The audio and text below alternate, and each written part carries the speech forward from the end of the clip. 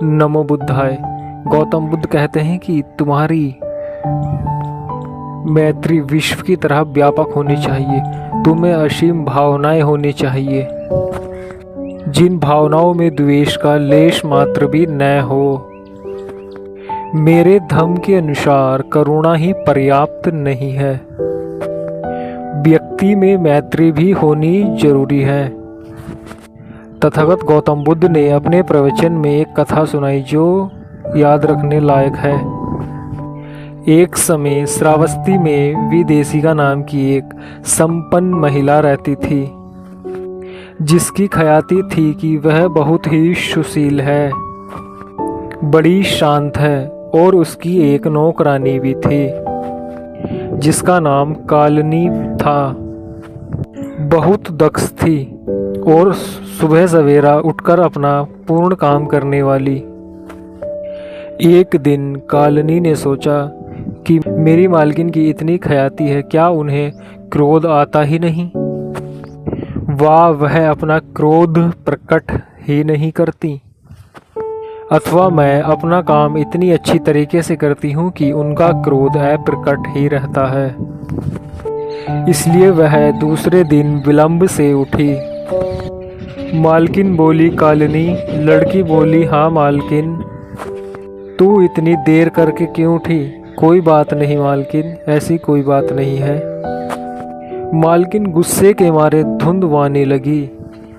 यद्यपि यह क्रोध को प्रकट होने नहीं देती, परंतु भीतर क्रोध तो है, क्योंकि मैं अपना काम बहुत अच्छी तरीके से करती हूँ, इसलिए उनका क्रोध अप्रकट रहता है। मैं इनकी और परीक्षा लूंगी। लड़की ने सोचा, इसलिए वह दूसरे दिन और भी देर करके उठी। मालकिन ने अपनी नौकरानी से कहा कि तुम इतनी देर करके क्यों उठी हो? नौकरानी ने उत्तर दिया कि कोई बात नहीं मालकिन, ऐसी कोई बात नहीं है। दृढ़ लड़की कहती है कि कुछ बात नहीं है मालकिन। उस नौकरानी की मालकिन और जोर से भिनभिनाई। मालकिन के अंदर क्रोध तो बहुत है, लेकिन वह अप्रकट रहता है, क्योंकि मैं अपना काम बहुत अच्छी तरीके से करती हूँ। अगले दिन वह नौकरानी और भी देर से उठी। जब मालकिन ने नौकरानी से पूछा कि तू इतनी देर से क्यों उठी है, तो मालकिन कालनी पर बहुत जोर से चिल्लाई कि तू इतनी देर से क्यों उठी।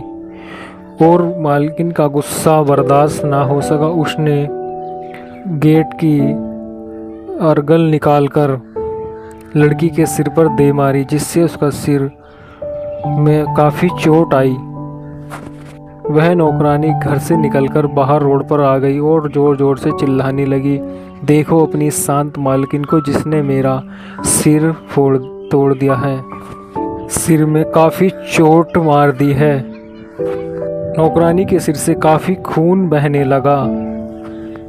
परिणाम स्वरूप विदेशिका मशहूर हो गई कि वह कितनी अशांत है, बड़े क्रोध स्वभाव की है, शांत और विनम्रता तो है ही नहीं। इसी तरह कोई भी भिक्षु बड़ी विनम्रता से शांत रह सकता है, जब तक उन्हें अप्रसन्न करने वाली कोई बात ना कही जाए।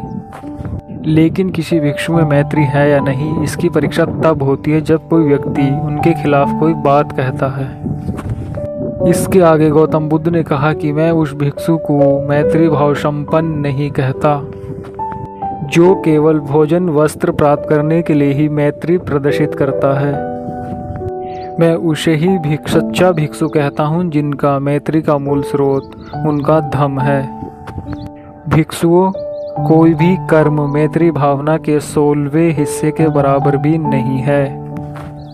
मैत्री जो चित्त की भी मुक्ति है, उन सब को अपने अंतर्गत लेती है, जो प्रकाशमान होती है, प्रदीप्त होती है और प्रज्वलित होती है। इसलिए कोई भी पुण्य कर्म मैत्री भावना के 16वें हिस्से के बराबर नहीं होता।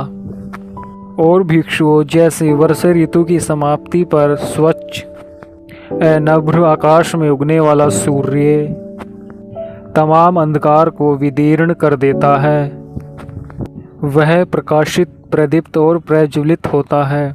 जैसे ही रात्रि की समाप्ति पर भोर का तारा प्रकाशित होता है, प्रदीप्त होता है तथा प्रज्वलित होता है, ठीक उसी प्रकार कोई भी पुण्य कर्म मैत्री भावना के 16वें हिस्से के बराबर नहीं होता। नमो बुद्धाय।